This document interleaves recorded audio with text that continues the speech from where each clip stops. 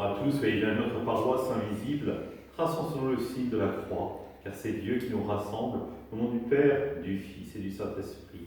Amen. Prions pour nos frères et sœurs malades.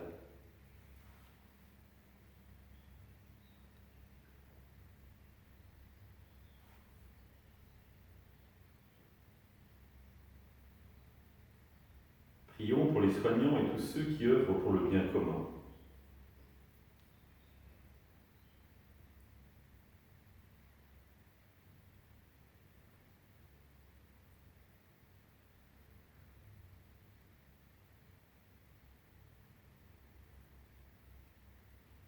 Prions pour ceux qui sont en angoisse, la solitude, que l'Esprit Saint vienne les visiter.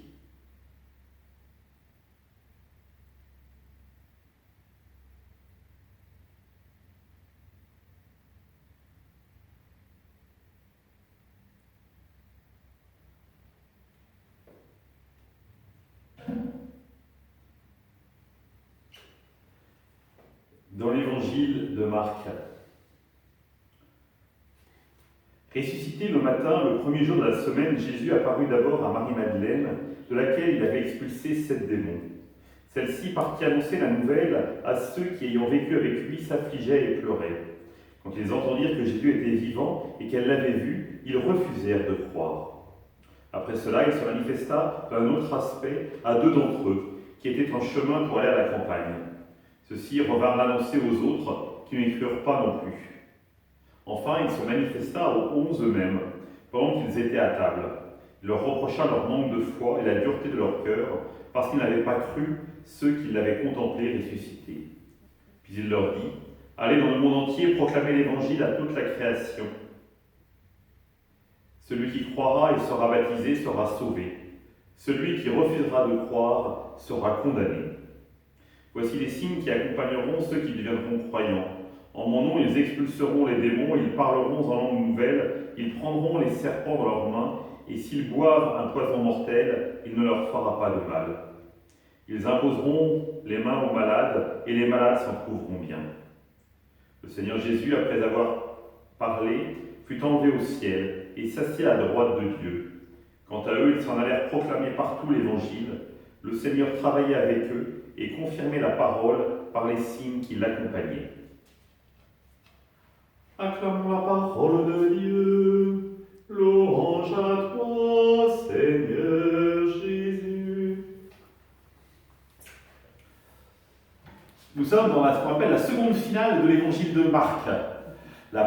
Certainement un rajout par rapport à l'évangile originel qui normalement s'arrête. Les femmes sortirent et s'enfuirent du tombeau parce qu'elles étaient toutes tremblantes et hors d'elles-mêmes. Elles ne dirent rien à personne car elles avaient peur. Et on a considéré que c'était un peu court parce que comment la bonne nouvelle pouvait être annoncée si les femmes s'arrêtaient là? Et les femmes deviennent donc les premières messagers, premières témoins de l'annonce du Christ ressuscité. Et elles ne sont pas crues. Rappelez-vous, les témoins dont parlent les 2 disciples qui vont à la campagne, dont parle Marc, Luc en parle exactement pareil, il s'agit des disciples d'Emmaüs. Mais je ne sais pas si vous vous rappelez, une finale différente. Quand ils reviennent à Jérusalem, les apôtres l'accueillent et lui disent « Ah oui, il est apparu aussi à Simon-Pierre. » Là, pas du tout. L'expérience du Christ ressuscité brouille un peu tous nos repères spatio-temporels. Pas si simple de s'y retrouver. Parce que c'est accepter de faire une expérience et parler de soi, rendre compte de sa propre relation à Dieu et qui est le Christ pour nous. Et nous savons bien, il n'est pas aisé de mettre des mots sur cette expérience un peu décisive, parce qu'elle finalement elle concerne toute notre vie, et nous ne sommes pas du tout habitués à cela. Au certes, nous avons une pensée très opérationnelle, très efficace. Mais quand il s'agit de mettre des mots sur des émotions, des sentiments, un ressenti, notre vocabulaire s'appauvrit immédiatement et nous sommes souvent dans l'admiration des poètes qui sont capables de faire des mots et des phrases et des phrases et des pages sur ces sentiments que nous-mêmes ressentons mais avons du mal à vivre. Qu'est-ce qu'il faut retenir alors? Ce qu'il faut retenir, c'est que chacun et chacune là a fait l'expérience du Christ ressuscité.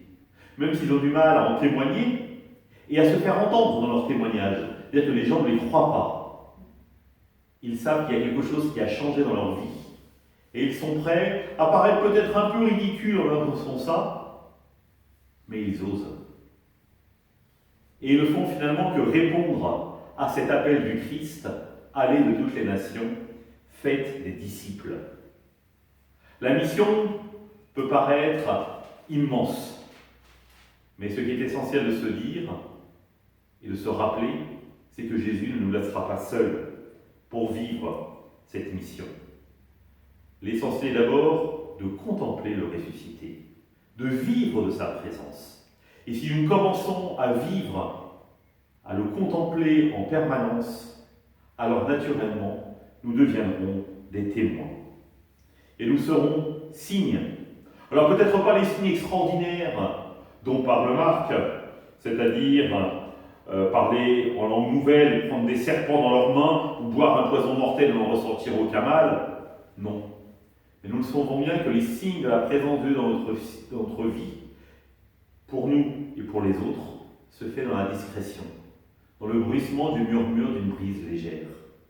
À nous d'y être attentifs, à nous de mettre des mots dessus, car de fait, cela nous implique, mais surtout, notre mission est d'impliquer les autres dans cette bonne nouvelle pour que le feu, voulu par le Christ, soit enfin allumé sur cette terre. Ensemble, nous prions. Notre Père, qui es aux cieux, que ton nom soit sanctifié, que ton règne vienne, que ta volonté soit faite sur la terre comme au ciel. Donne-nous aujourd'hui notre pain de ce jour. Pardonne-nous nos offenses, comme nous pardonnons aussi à ceux qui nous ont offensés. Ne nous laisse pas entrer en tentation, mais délivre-nous du mal. Amen. Que le Seigneur nous bénisse, nous accompagne notre soirée, nous garde dans notre journée, nous garde dans la paix. Au nom du Père, du Fils et du Saint-Esprit. Amen. À demain.